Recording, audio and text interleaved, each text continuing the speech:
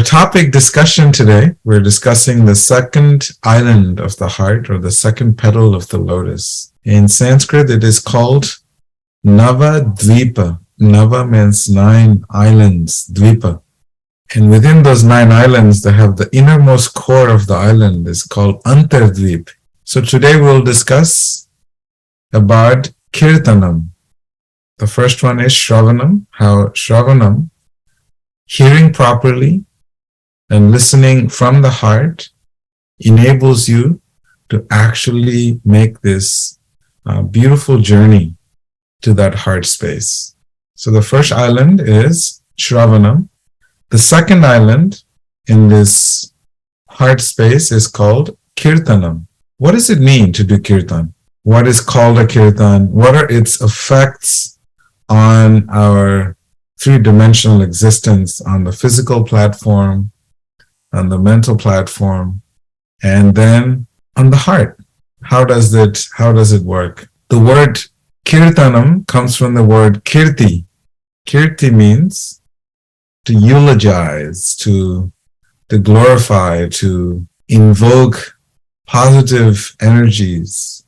So that's where the word Kirtanam comes from. Why is it so important in this journey to the heart space? Because Kirtanam means that we must be in a space of gratitude.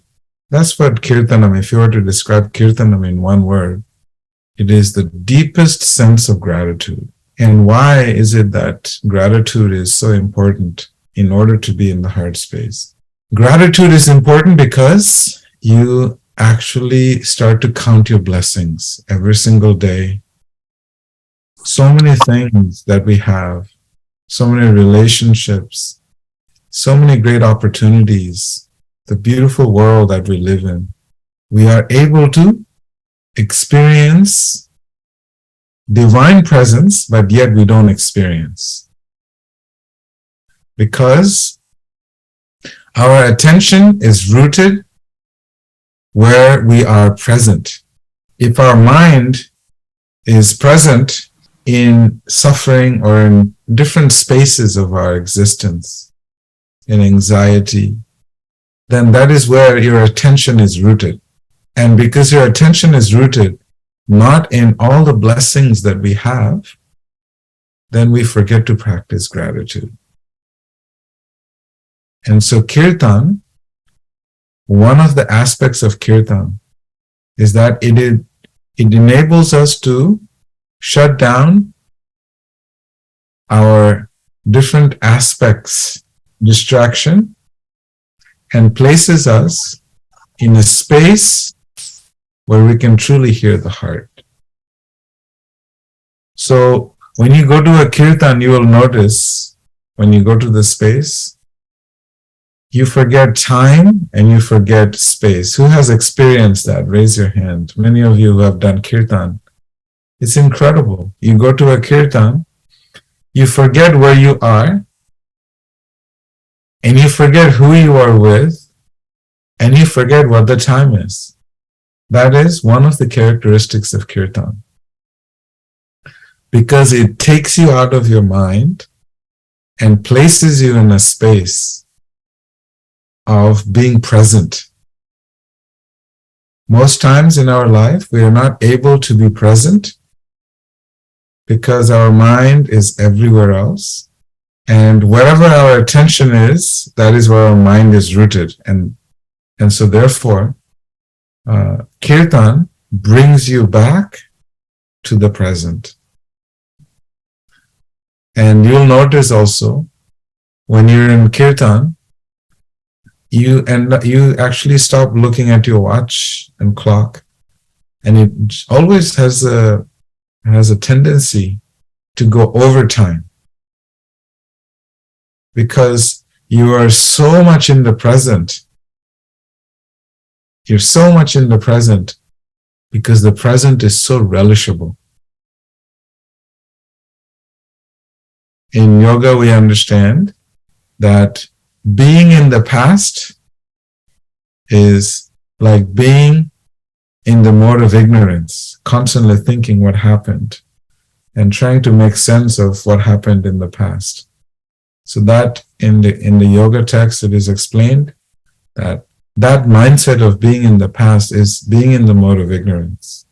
And working for the future is considered to be in the mode of passion, because whenever you have futuristic plans, it pushes you without really a lot of attention. You're being propelled to go in a certain direction. Why is that? Because we are in the mode of passion. We have to go, go, go, go, go, go, go, go, go. And being in the present is mode of goodness. That means, mode of goodness means everything is good. You are present now. So this Kirtanam, one of the characteristics of Kirtanam, it is to bring you to the present and keep you in the present. And when you are in that present, when you're in present, then what happens? Then we are so joyful and happy at heart. So this is one of the reasons why Kirtanam is something that we must inculcate in our day-to-day practice, in our daily practice. So how is Kirtan done? Kirtan is done, it is called Sankirtan. Sang means connecting or together with others. Kirtan means, as you have just heard, is the sound, vibration of chanting different mantras, different syllables. And we're going to get into the mantras in a minute. So now, how to do Kirtan? The process is generally, you can sit by yourself and you can chant the mantras. You can use meters, you can use hand cymbals, you can use drums, you can use all kinds of instruments to support the mantra that you're chanting. Sometime, I remember when we were in the monastery, we used to do Kirtan in the showers. Now granted, we didn't have indoor showers, we were showering outside with buckets. Anyone has taken a bucket shower before? It's incredible. Like, oh, there you go. Stephen has. When you live in a monastery, we don't have showers. We get buckets and a jug, and we get to shower ourselves with jugs. It's a very interesting experience. So, this Kirtan can be done in any place, and it is generally done with others.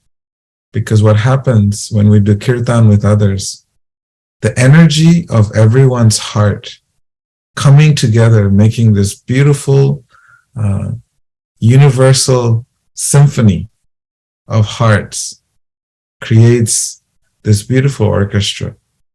And it lifts everybody up from whatever mental space they were in, it lifts them up. So this is why Kirtan is done in a group. Generally, Sankirtan is done in a group. Now, my personal experience of Kirtan is that when I'm in Kirtan, it was for my nature, and my reason for doing Kirtan was actually to free myself from the fears that I have had in life. Kirtan has many, many, many, many effects. And for me, Kirtan was about being free from fear. Whenever I did Kirtan, I was able to be free from the uncertainties in life. What will happen? And so therefore, everyone has a different reason for doing Kirtan. Because everyone has different influences, different shortcomings in their life, different fears, different levels of anxiety, and other emotions that are dominant in their lives. So when we do kirtan, it actually helps to transcend the emotions. That's another quality of kirtan. Transcend your material emotions and take you to a very, very beautiful space of calm and peace. And what does this transcend means? Because kirtan is basically a formulation of mantras where we are repeating again and again and again. So in the yoga text, we understand that kirtan mantras are derived from different realms. Above this material plane, there are different realms above us, and those mantras come from those different realms in the world. And when we chant those mantras in the kirtan, it enables us to go to those different realms. So we are basically, our consciousness is transferred or gets elevated to that realm that the mantra comes from. So therefore, in the Heartspace meditation, we are using the Maha Mantra. So it's interesting, when we chant the Maha Mantra for our Heartspace meditation, in the yoga text it is explained, this is a mantra from a space called Goloka Vrindavan. In Sanskrit, beautiful poetically put, Golokera prema dhana harinama sankirtana. This mantra that we chant, the Heartspace mantra, is from the highest realm that there is. Because the heart takes in a lot of weight. In order to lift the weight from the heart, how much pain and suffering has been inflicted into this heart for how many lifetimes. And in order to lift this weight, this mantra comes from the highest realm. And this mantra then is able to pull the heart into the highest realm called Goloka Vrindavan. And that is what the heart is. It is placed in that transcendental realm through the Heartspace mantra. So, mantras are formations of different sounds that are directly connected to different deities and different planets. Now, someone may say, oh, I don't believe in God, and that's also okay. Because kirtan is not God-centric or religion-centric. Even if you don't believe in God, but if you do these mantras, chanting the different names, generally those are different names of gods in the kirtan, that is the medicine, or that is the sound vibration that removes the darkness in the heart. The darkness that we sometimes get overpowered by due to our connection and interacting with the material energy, with the objects of the senses. It creates different illusion, different coverings of the heart.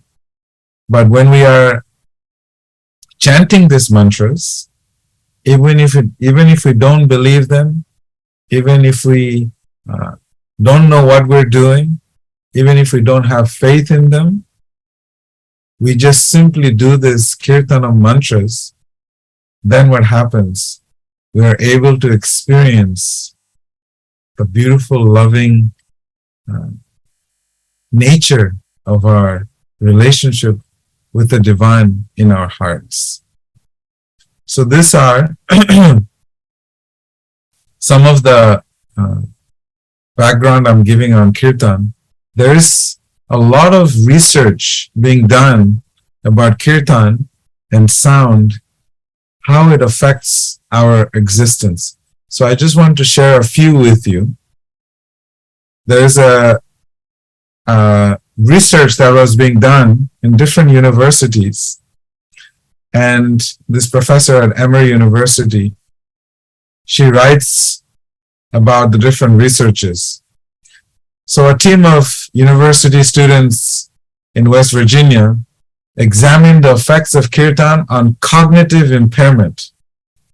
Found that doing Kirtan, chanting the mantras, for 12 minutes a day, for 12 weeks, has altered plasma blood cells involved in cellular aging, which were associated with improvements in cognitive function, sleep, mood, and in general, the quality of life.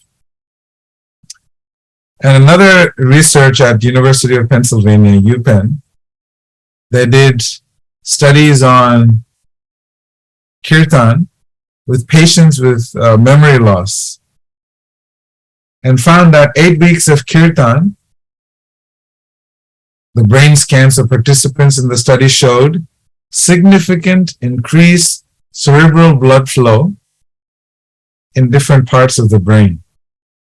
Basically, the performance on neuropsychological testing showed improved memory, increased connectivity, and improved verbal memory. And also found reduced symptoms of depression and improved chronic pain. And they also did a research on Kirtan on emotions.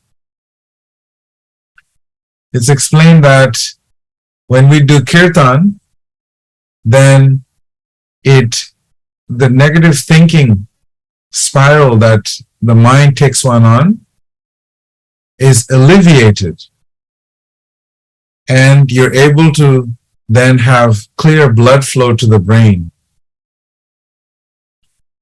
And it also removes past resentments. So it's very interesting that there's so much research being done on how this Kirtan is affecting. So any questions on this Kirtan before we go into some more details of Kirtan? Okay, perfect. So Kirtan, it has 3 stages of impact. The Kirtan, the first stage is called Nam Aparad in Sanskrit, and the second stage is called Namabhas, and the third stage is called Sudhanam. So the first one is Namaparad, is darkness. We're giving this metaphor. Second is twilight. And Sudhanam is pure, is light. So darkness, twilight, and light. So how does it work? So when we chant these mantras, the impact on us will vary depending on the sincerity and the openness the participant has while they're doing Kirtan. How receptive are we?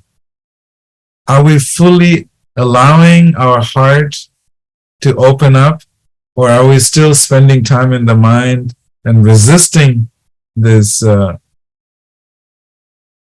feeling of happiness and joy that Kirtan can bring to us? So normally when we attend a Kirtan, you'll see it takes some time. Like I have been doing Kirtan since I was 5 years old. I have noticed when we start Kirtan, most people in the room are a little wary. I'm not sure if I'm comfortable with this. And as time goes by, they start to lose their inhibitions and get involved in the Kirtan. And eventually comes a stage, they're so absorbed in the Kirtan They lose themselves. So there's 3 stages of kirtan. Is we're doing kirtan while we're inattentive. We're just everywhere. We're not fully present there. Kirtan hasn't fully grounded us yet. And then the second stage is where there is some attention there. It's not full attention, but there's some receptivity there. Some attention is there. And Suddhanam, the third stage, is when you're fully absorbed in the kirtan. Then you get to really, really enjoy the beautiful power, the transformation of shifting the emotions within us, where we are experiencing bliss, where we're experiencing spiritual joy. So this 3 stages of kirtan, it is where we have an opportunity to see how deep we want to get into kirtan. There are people that I know, they are so absorbed in the kirtan, they have been doing kirtan for 30, 40 years of their lives, and they spend minimum 8 hours a day doing kirtan. And when you are in presence of such people who are so involved and have such deep relationship with kirtan,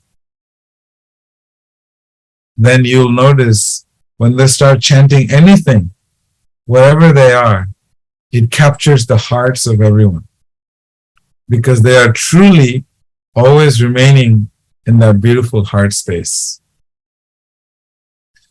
So, kirtan brings you to the island of peace and harmony. This is what many sages in this tradition of bhakti are saying, that if you want to really, really find that deep inner peace, you must go to the island of peace, which is the second island, called Kirtanam. Another metaphor is given in a beautiful yoga text called Sri Chaitanya Charitamrita. It explains Krishna Surya Samamaya Haya Andakar Jaha Krishna Taha Nahi Mayar Adhikar. It's a very beautiful poetry written by this great saint, where he explains that when you are in kirtan, he gives the metaphor. Kirtan is like the sun. When the sun shines, there is absolute light. Everything you can see clearly. But where there is no kirtan, there is darkness, because you will not be able to see things from your heart. And he said, where there is kirtan, there is no room for darkness. So it's a very interesting example that this sage Krishnadas Kaviraj he gives, that therefore we must make kirtan as part of our daily practice. We just sing to ourselves. We don't need instruments. We don't need an audience. We just sing to ourselves. And when you do kirtan, it will make you somewhat nostalgic and so happy inside that you will become oblivious to things outside. It's another sign of kirtan in its depthness. There's a very beautiful story of this great well-known scholar and saint in India called Shankaracharya. He was the founder of the Vedanta philosophy. And he wrote these incredible amounts of